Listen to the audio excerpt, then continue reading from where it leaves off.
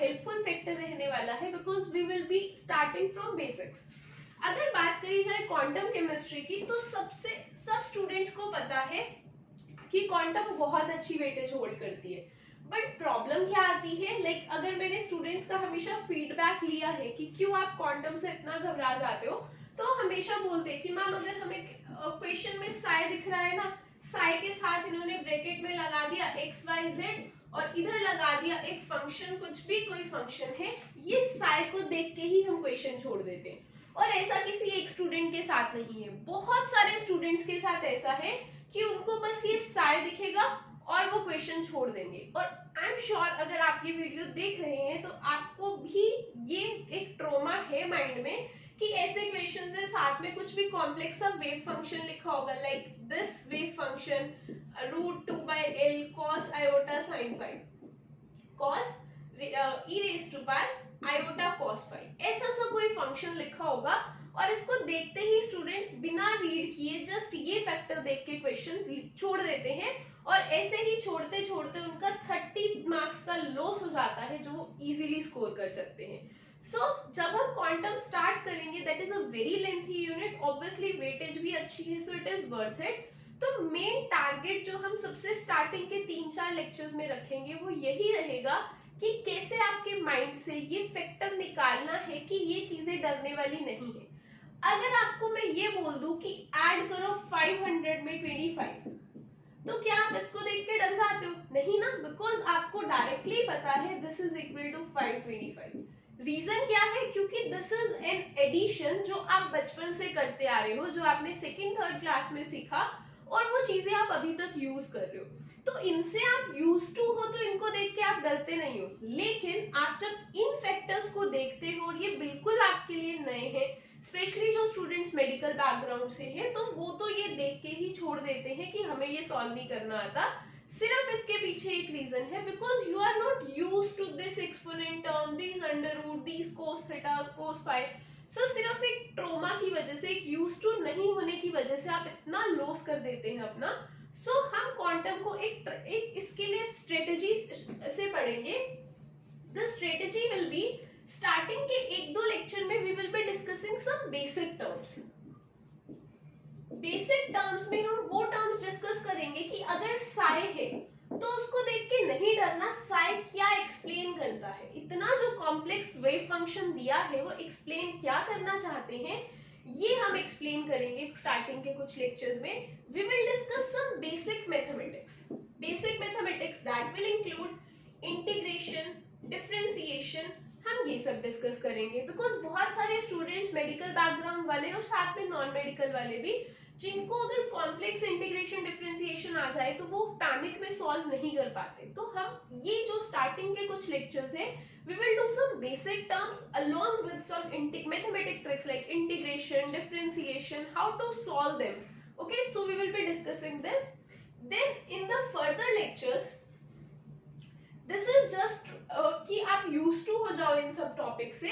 अगर आगे बात करी जाए फर्दर लेक्चर्स की, तो उसमें हम स्टार्ट करेंगे सबसे पहले we will be discussing about postulates of quantum mechanics. Postulate of quantum mechanics, we have 5 postulates of quantum mechanics. In postulates में से एग्जाम में हर साल क्वेश्चन आता ही आता है, बिकॉज इन 5 postulates में से हम ऑपरेटर्स को कवर कर लेते हैं, हम आइगन फंक्शंस को कवर कर लेते हैं, एंड इसमें से हर साल एग्जाम में क्वेश्चन आता ही आता है। इसी में हम स्क्रोडिंजर वेव इक्वेशन को भी कवर कर लेते हैं। इसमें से हर साल एग्जाम में क्वेश्चन आता ही आता है और बहुत इजी कंसेप्ट होता है, फिर भी स्टूडेंट्स इसको अटेम्प्ट नहीं कर पाते। रीजन क्या है? Because they don't have a strong hold over mathematics. ये करने के बाद नेक्स्ट हम इन्हीं जो ऑपरेटर्स है, कुछ हम पोस्टुलेट्स में पढ़ेंगे, कुछ हम बाद में डिस्कस करेंगे। Then we will be discussing particle in a box, particle in a box that will include 1-dimensional, 2-dimensional, 3-dimensional box, and this is also very important. इसमें से भी हर साल विदाउट एनी गैप क्वेश्चन आता ही आता है। कई बार एक सेम एग्जाम में 2 क्वेश्चंस आ जाते हैं इस टॉपिक से। उसके बाद next we will be discussing about tunnelling effect. Then after tunneling effect, we will be discussing simple harmonic oscillator. That is also one dimensional, two dimensional, three dimensional. After that, we will be discussing hydrogen atom. Hydrogen atom. उसके बाद hydrogen atom discuss करने के बाद हम कुछ complex mathematical topics पे जाएंगे। Those will be approximation methods. Approximation methods. These approximation methods include variation principle, variation method and perturbation method. फिर उसके बाद हम स्टडी करेंगे about the wave function, those are the spin and orbital part of the wave function. Then after that we will be discussing about the molecular orbital and covalent theory, and after that we will be discussing the biherkel theory. Okay, so these are just the main topics. Every topic has 5 to 6 subparts. इतना नहीं है कि यही है बस. These are just the main topics. जैसे अब particle in a box है, उसमें जब हम वन डायमेंशनल बॉक्स पढ़ेंगे तो फिर हम उसकी मैथमेटिक्स सॉल्व करेंगे, उसका एनर्जी लेवल डायग्राम देखेंगे, उसके फिर प्रोबेबिलिटी के ग्राफ्स देखेंगे, कर्व्स देखेंगे. So every topic is major in itself. Okay, so ये टॉपिक्स है जो हम कवर करेंगे. इन टॉपिक्स को कवर हम नेक्स्ट लेक्चर से स्टार्ट करेंगे. आज के लेक्चर में हम सिर्फ क्या करेंगे, we will discuss some mathematical tricks like how to solve the complex mathematical problems.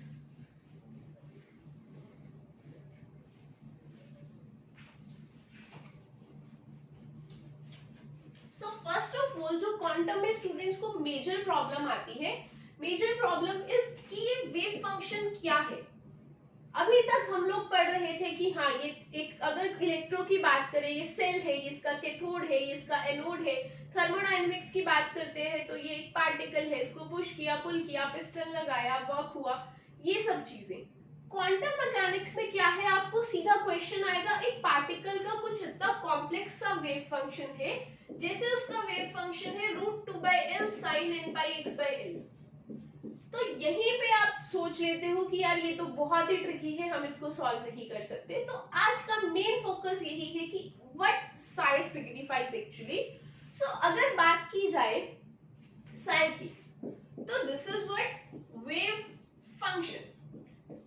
ठीक है, तो अब अगर मैं आपको बोलूं कि कोई भी लाइक सपोज कोई भी स्टूडेंट है या कोई आपका फ्रेंड है या कोई आपके लिए अननोन है, उस अननोन पर्सन के लिए आपको उसका क्या करना है, उसका इंफॉर्मेशन चाहिए, उसके बारे में आपको इंफॉर्मेशन चाहिए.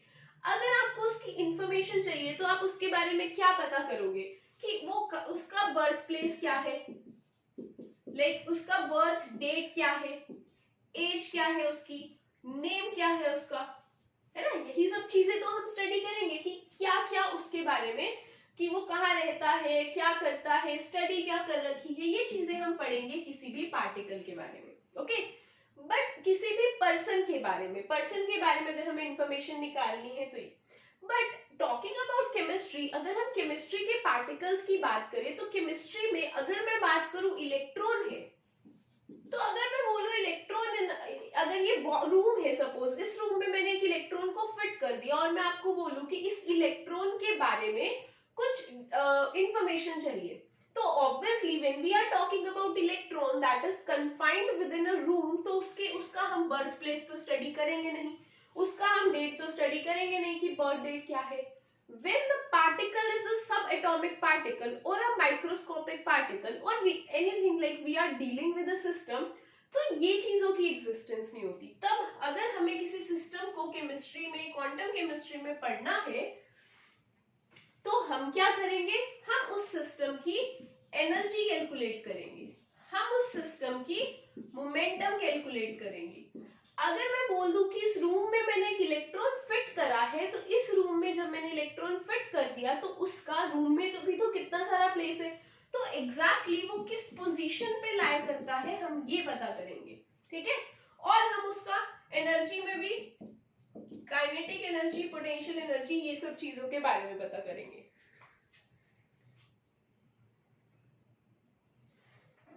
ओके, सो हम इन सब फैक्टर्स के बारे में पता करते हैं जब हमारे पास क्या है, किसी सिस्टम की बात हो रही है। तो ये सब कैसे पता चल सकता है? ये सब हमें पता चलता है वेव फंक्शन से। तो जैसे आप किसी की इंफॉर्मेशन सारी कलेक्ट करके उसका एक बायोडाटा बना सकते हो, वैसे ही कोई सिस्टम है और उस सिस्टम के बारे में हमें इंफॉर्मेशन चाहिए, तो हमें सिर्फ और सिर्फ क्या चाहिए? उसका वेव फंक्शन। उसका वेव फंक्शन अगर मुझे पता है, साई क्या डिपिक्ट करता है कि उसका वेव फंक्शन, इसके साथ ब्रैकेट में अगर एक्स वाई जेड लगाया है, तो एक्स वाई जेड क्या डिपिक्ट करता है कि एक्स एक्सिस में वो पार्टिकल मूव कर रहा है, तो कितने डिस्टेंस पे है वो एक्स एक्सिस से, वाई एक्सिस से वो कितने डिस्टेंस पे, जेड एक्सिस से कितने डिस्टेंस पे है। मतलब जो वेव फंक्शन है, मतलब जो वो पार्टिकल है, उसकी जो पोजीशन है वो एक्स पे, वाई पे और जेड पे डिपेंड करती है। ऑब्वियसली अगर कोई पार्टिकल मैं इस रूम में देखूं तो मुझे उसका डिस्टेंस मेजर करना है, तो मैं वॉल्स को अपनी ओरिजिन ले लूंगी, वॉल्स को अपनी एक्सिस ले लूंगी और हम वॉल से डिस्टेंस मेजर करेंगे। तो जब हम वॉल से डिस्टेंस मेजर कर रहे हैं तो ऑब्वियसली वॉल कहाँ पे है उस पे तो डिपेंड कर ही रहा है ना कि कितना डिस्टेंस है। सो वेव फंक्शन के ब्रैकेट्स में जब हम ये चीजें लगाते हैं, ये हम वेरिएबल्स लगाते हैं, इससे ये पता चलता है कि ये जो वेव फंक्शन है वो x पे, y पे, z पे डिपेंड करता है। ये स्टोरी यहीं खत्म नहीं होती। कभी कभी हमारे पास वेव फंक्शन t पे भी डिपेंड करता है, वेव फंक्शन टाइम पे भी डिपेंड करता है, और कभी कभी क्या होता है हमारे पास कोऑर्डिनेट्स कुछ इस फॉर्म के आ जाते हैं, that is r, theta, phi. These are what? These are the polar coordinates. So we will be discussing these polar coordinates, but later on we will be discussing. Today in this lecture we will be just discussing कि wave function क्या है। तो wave function हमारे पास क्या है? एक ऐसा function जो किसी भी सिस्टम के बारे में कुछ भी बता सकता है। कैसे? उसका पोजीशन बता सकता है, उसका टाइम बता सकता है कि इस टाइम पे वो इस पोजीशन पे है, और फर्दर हम आगे कैलकुलेशंस करना सीखेंगे कि कैसे वो क्या कर सकता है, उसका पोजीशन, मोमेंटम, काइनेटिक एनर्जी, ये चीजें वी विल बी डिस्कसिंग। तो कैसे हम इस वेव फंक्शन को यूज कर सकते हैं किसी भी सिस्टम की इंफॉर्मेशन निकालने के लिए, ठीक है। सो if we have to define phi, then phi is a function that is used to describe that is used to give the information about the particle। मतलब वो किसी भी पार्टिकल के बारे में कुछ भी इंफॉर्मेशन दे सकता है, ठीक है। तो अब क्वांटम मैकेनिक्स का ओरिजिन कहाँ से हुआ, ठीक है। तो वेव फंक्शन अभी हम थोड़ा सा पता चला हमें कि वो उसके बारे में इंफॉर्मेशन देगा। जब हम एप्लीकेशन पार्ट करेंगे तो then you will be more clear about the concepts. अभी देखो, हम अगर बात करें कि क्वांटम मैकेनिक्स का ओरिजिन कहाँ से हुआ, क्यों जरूरत पड़ी इतनी मैथमेटिकल ब्रांच की, अगर हमारा काम अगर इसके बिना चल रहा होता तो ऑब्वियसली हम क्यों अपने सब्जेक्ट को इतना ट्रिकी बनाते हैं ना। तो स्टार्टिंग में क्या हुआ, अगर मेरे पास स्टार्टिंग में तो एटम वाज कंसीडर्ड एज कि हाँ एटम ही हमारा सबसे छोटा पार्टिकल है, उसको फर्दर हम डिसोसिएट नहीं कर सकते। तो उससे पहले तक हमारे पास हेवी पार्टिकल्स थे, मैक्रोस्कोपिक बॉडीज थी, जैसे कोई कार है, जैसे कोई ट्रक है, जैसे कोई बॉल है। स्टार्टिंग में हमारे पास सिर्फ ऐसे पार्टिकल्स थे। तो इन पार्टिकल्स के अगर मुझे कोई कार दिख रही है, मुझे उसका मास पता है, मुझे उसका डिस्टेंस पता है, उसने कितना कवर किया, कितने टाइम में कवर किया, तो उससे हम उस पार्टिकल पे फोर्स निकाल सकते हैं, एक्सेलरेशन निकाल सकते हैं, उसकी वेलोसिटी निकाल सकते हैं, है ना। कैसे निकालते हैं हम? ये हम निकालते हैं यूजिंग न्यूटन्स लॉ। न्यूटन्स के लॉ लगा के हम लोग क्या कर सकते हैं, किसी भी मैक्रोस्कोपिक बॉडी के लिए ये सारी इंफॉर्मेशन निकाल सकते हैं। और बहुत सारे इयर्स तक ये चीज फॉलो करी गई कि न्यूटन्स के लॉज लगाए गए इन चीजों पे। बट जैसे जैसे एडवांसमेंट हुई, जैसे जैसे हमें पता चला कि एटम के अंदर इलेक्ट्रॉन्स प्रेजेंट है, प्रोटॉन्स प्रेजेंट है, न्यूट्रॉन्स प्रेजेंट है, तो अब क्या किया गया, अब हमें ये जो इलेक्ट्रॉन है जो न्यूक्लियस के आसपास ऐसे रिवॉल्व कर रहा है, अब मुझे निकालना है कि ये थर्ड शेल में इलेक्ट्रॉन की एनर्जी कितनी है, ठीक है। तो अब अगर एनर्जी निकालनी है, kinetic energy, expression will be half mv²। तो अब इलेक्ट्रॉन का हमें मास भी पता है, चलो हम किसी तरीके से वेलोसिटी भी निकालते हैं, पुट करते हैं, बट आंसर तो मैच ही नहीं करा। क्या किया, इलेक्ट्रॉन का मास पता है, वेलोसिटी पता है, यहाँ सब्स्टिट्यूट किया, उसकी एनर्जी निकाली गई, but the problem that that was faced कि एनर्जी तो सही आई नहीं, जो एक्चुअल में उसकी एनर्जी है वो मैच नहीं कर रही थी।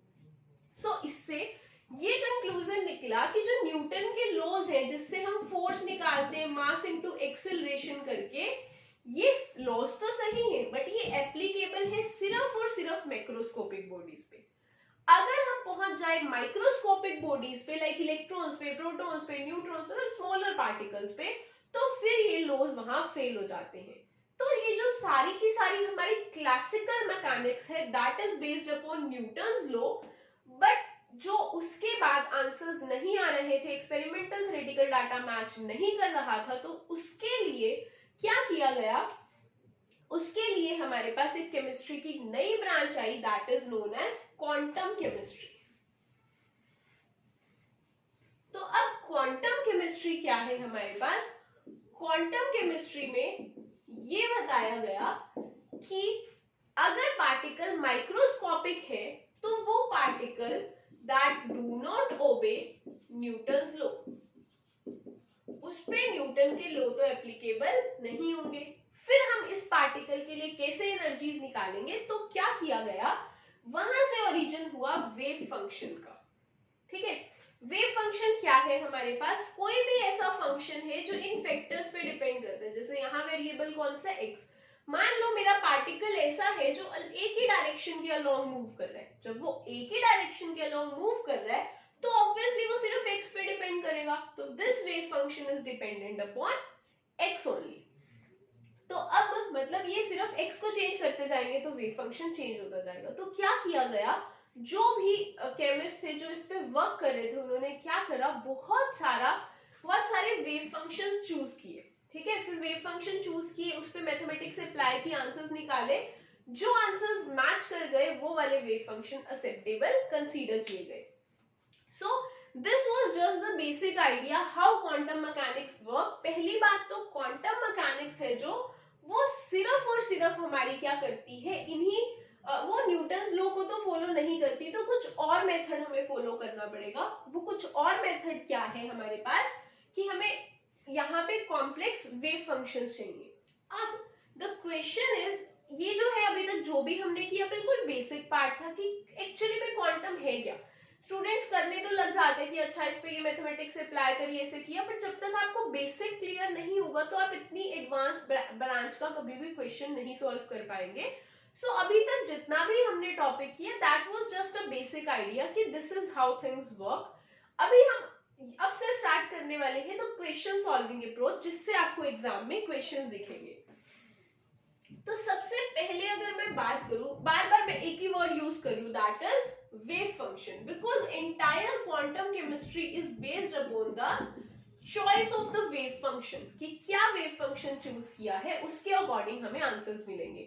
तो अब क्या है, पहले तो जब सारी क्वांटम केमिस्ट्री वेव फंक्शन पे बेस्ड है तो हमें ये तो देखना पड़ेगा ना कि कौन सा वेव फंक्शन एक्सेप्टेबल है। ऐसा तो है नहीं कि कोई पार्टिकल कुछ और है, वेव फंक्शन कुछ और है, there might be some relation. तो first topic that we will be discussing, which wave functions are acceptable, which wave functions are acceptable, मतलब अगर हमें वेव फंक्शन चूज कर रहे हैं क्वांटम पे अप्लाई करने के लिए तो कौन से वो वेव फंक्शंस हैं जो एक्सेप्टेबल होंगे। तो इस पे कुछ कंडीशंस हैं, 5 conditions we will be discussing. First is the psi value that we have chosen that must be normalized, मतलब वेव फंक्शन एक्सेप्टेबल तभी होगा जब वो जो हमने चूज किया है वो नॉर्मलाइज होना चाहिए। अब यहाँ पे एक नई टर्म आ गई, वो नई टर्म क्या है, नॉर्मलाइज्ड, है ना। आपने ये वर्ड सुना भी होगा तो आपको इसका कंसेप्ट क्लियर नहीं होगा, इसीलिए आप क्वांटम की प्रॉब्लम से घबराते हैं या सॉल्व नहीं कर पाते हैं। तो हम पढ़ने का यही मेथड यूज करेंगे कि जो नया वर्ड हमें दिखा उसको हम पहले बहुत इलेबोरेटेड वे में पढ़ेंगे, ताकि एग्जाम में जो इतने टिपिकल वर्ड्स लिखे होते हैं, wave function, normalize and orthogonal, ये वर्ड से हमें डरना नहीं है। So the first thing is normalize. कोई भी वेव फंक्शन नॉर्मलाइज कब होगा, जब वो ये कंडीशन को सेटिस्फाई करेगा,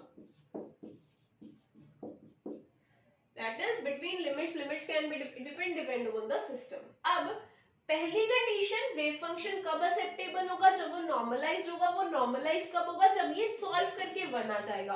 अब बात ये है कि ये क्या चीज है, ये सॉल्व करके 1 तो आना चाहिए, बट ये है क्या जो हमने फंक्शन लिखा है।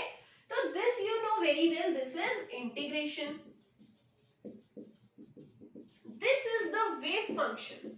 ये क्या है हमारे पास, wave function. Now wave function can be of any form, wave function can be sin theta, wave function can be cos theta, wave function can be e raised to power iota theta x, e raised to power sin theta, wave function can be anything. Now the question is, ये तो चलो wave function हमें chemist ने choose करके दे दिया, फिर आपके पास क्या होता है, वेव फंक्शन ना गिवन होता है एग्जाम में। What is this star of this wave function, ये जो साइड स्टार है ये डिपिक्ट करता है complex conjugate.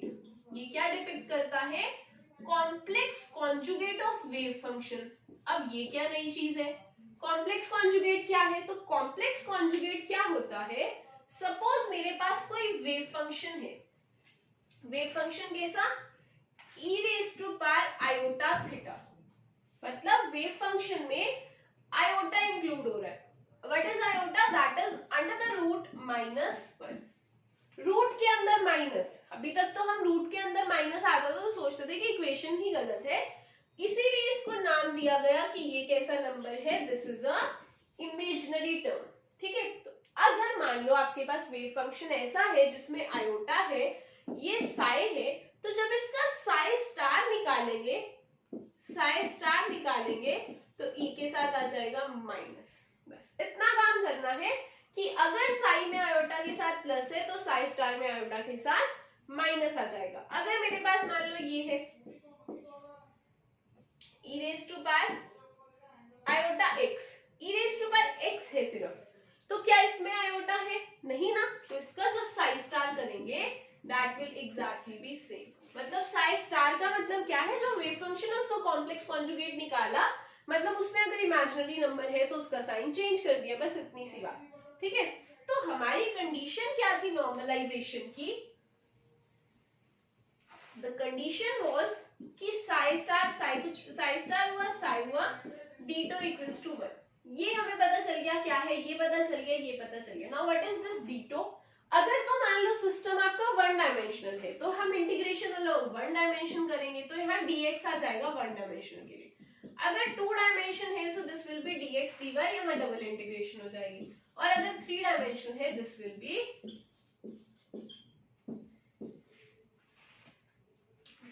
3। Okay, so this is what we mean by कि ये जो है हमारे पास, इसको हमने इंटीग्रेट करा ओवर 1 डायमेंशन, 2 डायमेंशन, 3 डायमेंशन। अगर ऐसे सॉल्व करके 1 आता तो वेव फंक्शन हमारा एक्सेप्टेबल है, नहीं आता तो एक्सेप्टेबल नहीं है। द क्वेश्चन बीइंग, अगर मान लो वेव फंक्शन ना आपने चूज करा, वेव फंक्शन चूज करने पे उस पे कॉम्प्लेक्स कॉन्जुगेट लगाया, आंसर आया 4। क्या चाहिए था आंसर, 1, आंसर आया क्या 4। ये तो वेव फंक्शन चलेगा नहीं, बट हम क्या कर सकते हैं, इस वेव फंक्शन के जैसा ही एक वेव फंक्शन बना सकते हैं, बस हम इसको 1 ला सकते हैं। कैसे, अगर मैं दोनों साइड 4 से डिवाइड कर दूं तो क्या होगा, ये तो 1 बन गया, मेरी उधर वाली कंडीशन तो सेटिस्फाई है।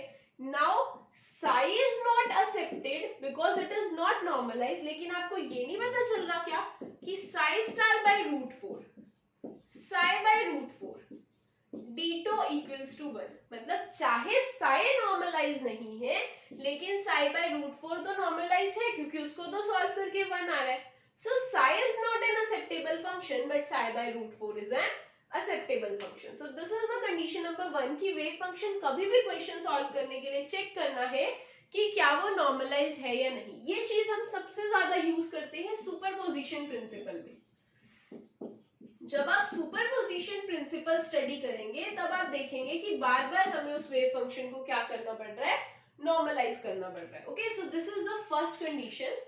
सेकेंड कंडीशन क्या है वेव फंक्शन के एक्सेप्टेबल होने की, wave function must be single valued, wave function must be single valued.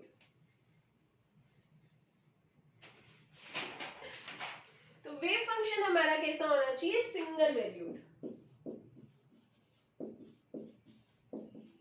कैसा सिंगल वैल्यूड, मान लो हमारा वेव फंक्शन है कुछ कुछ ऐसा, मतलब x को ब्रैकेट में लिखने का मतलब है ये डिपेंड करता है x पे, तो वेव फंक्शन है मेरा x प्लस 4।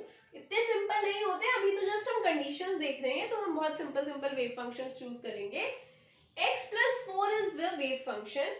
अब ये सिंगल वैल्यूड होना चाहिए, मतलब अगर मैंने x को 0 पुट किया ना तो मुझे एक ही साई मिलना चाहिए, और एक्चुअली में दिस इज ट्रू, क्योंकि जब मैं x को 0 पुट करूंगी तो साई मेरा 4 आ जाएगा।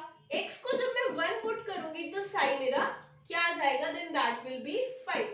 अगर मैं x को 2 पुट करूं तो साई x विल बी 6। मतलब ये वेव फंक्शन सिंगल वैल्यूड तो है, क्योंकि x की एक वैल्यू पुट करने पे मुझे एक ही साई x मिल रहा है, मतलब दिस इज सिंगल वैल्यूड। अब हम एग्जांपल्स देखते हैं कि कब ये सिंगल वैल्यूड नहीं होगा। मान लो मेरे पास वेव फंक्शन है psi x equals to sine inverse x, ये हो गया। अब अगर मैं मान लो x को पुट कर दूं 0, तो क्या हो गया, sine x equals to sine inverse 0। अब साइन 0 कब होता है, साइन 0 पे भी 0, साइन 180 पे भी 0, साइन 360 पे भी 0। अरे मतलब 0 पुट करने पे ये तो बहुत सारी वैल्यूज हो सकती है, इसकी वैल्यू 0, 180, 360, मतलब 0, पाई, 2 पाई। चलो हम इसको रेडियंस में लिखते हैं, 0, पाई, 2 पाई, 3 पाई, सब वैल्यूज है। तो क्या ये सिंगल वैल्यूड है, नहीं, बिकॉज x की एक वैल्यू लिखने पे हमारे पास साई की तीन क्या, there will be infinite, 3 pi, 4 pi and so on. So this is not an acceptable wave function because it is not single valued. Same apply for cos. अगर मैं लिखूं cos इनवर्स x, तो यहाँ पे भी सेम ही बात है। अगर -1 लिख दे रहे हो तो -1 भी cos की कितनी सारी वैल्यूज पे होता है। तो इसलिए ये जो वेव फंक्शंस है, मोस्टली जो ट्रिग्नोमेट्रिक वेव फंक्शंस होते हैं, वो सारे के सारे ही, वो कोई भी क्या होता है, सिंगल वैल्यूड नहीं होता, because they follow a periodic wave. Okay, so यहाँ से हमें पता चलता है पहली कंडीशन नॉर्मलाइज होना चाहिए, दूसरी कंडीशन वेव फंक्शन कैसा होना चाहिए, वेव फंक्शन सिंगल वैल्यूड होना चाहिए। थर्ड कंडीशन क्या है, wave function must be continuous. Wave function कैसा होना चाहिए हमारा, वेव फंक्शन कंटिन्यूअस होना चाहिए। कंटिन्यूअस का मतलब क्या है कि कोई ब्रेक नहीं होनी चाहिए, सिंपल।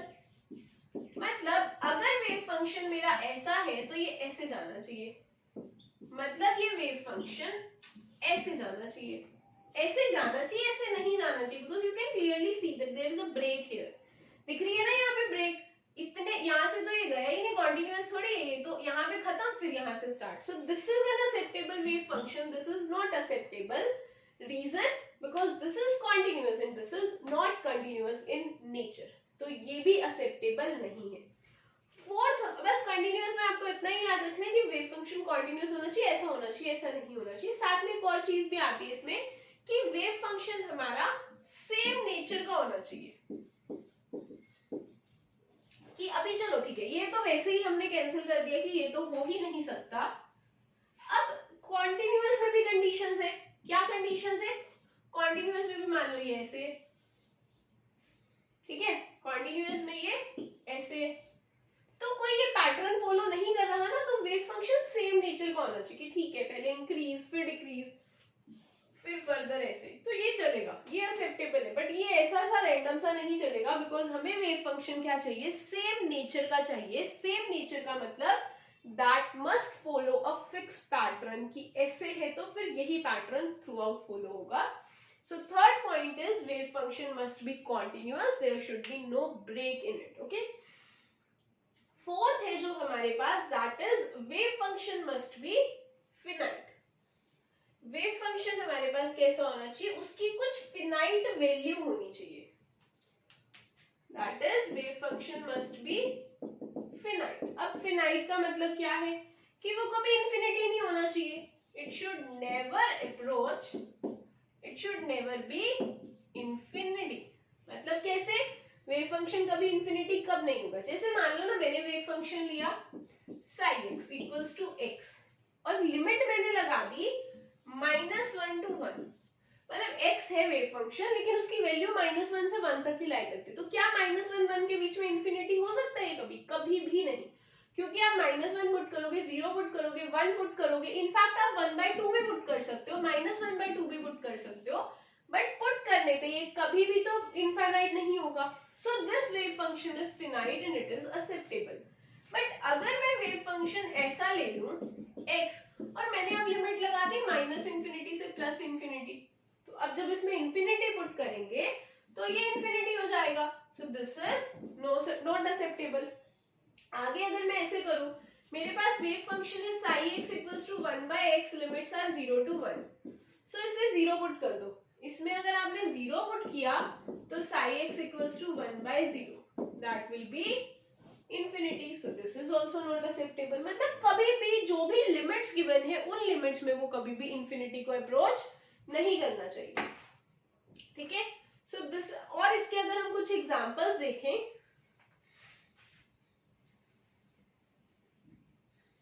जैसे हमारे पास एग्जांपल है first e raised to power -x, कहां से, 0 से लेके इंफिनिटी तक. ठीक है, देखते चेक करते कि ये फिनाइट है या नहीं. पहले मैंने ना, हम सिर्फ एक्सट्रीम लिमिट्स पुट करेंगे, जो लिमिट एक बार सबसे छोटी एक बार सबसे बड़ी, अगर उस पे इंफिनिटी नहीं हुआ तो बीच में भी नहीं होगा. e raised to power -0, so that will be 1 upon e raised to power 0. Anything raised to power 0 is 1, so that will be 1.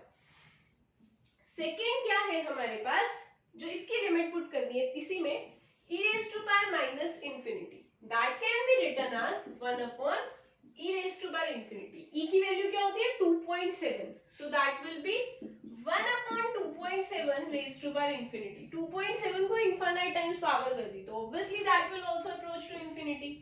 1/infinity, 1, anything divided by infinity will be 0.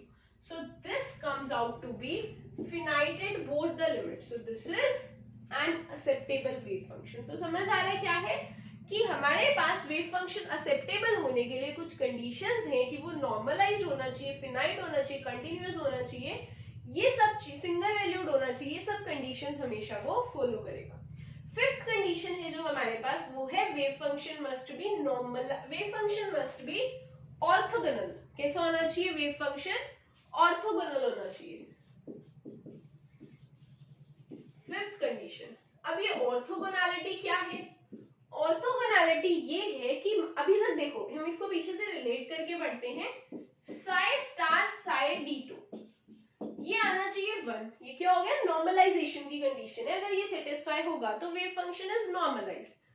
अब ये जो वेव फंक्शन है, मान लो ना कि मेरे पास एक सिस्टम है, जैसे हाइड्रोजन एटम है, तो हाइड्रोजन एटम में बहुत सारे लेवल्स होते हैं, तो हर एक लेवल के लिए वेव फंक्शन में कुछ ना कुछ चेंज आएगा. मतलब हम n ले लेते हैं तो उसको पुट करते हैं, तो सपोज इसके लिए वेव फंक्शन मेरा psi1 है और इसके लिए psi2 है और इसके लिए psi3 है.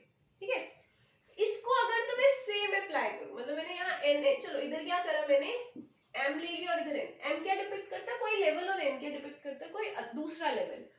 अगर तो ये 1, अगर तो ये m और n इक्वल है, m और n इक्वल मतलब ये भी 1 ये भी 1, मतलब अगर ये लेवल का वेव फंक्शन लिया तो कॉम्प्लेक्स कॉन्जुगेट भी उसी का लिया और ये आंसर फिर 1 आना चाहिए. मतलब अगर वेव फंक्शंस सेम लेवल के हैं कि वेव फंक्शन भी उसका, कॉम्प्लेक्स कॉन्जुगेट भी उसका, m और n इक्वल है तो 1 है.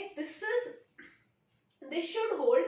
और अगर तो मेरे पास ये नॉट इक्वल है, मतलब m और n दो डिफरेंट लेवल्स हैं, तो आंसर 0 आना चाहिए. अगर ये कंडीशन सेटिस्फाई होती है then the wave function is orthogonal.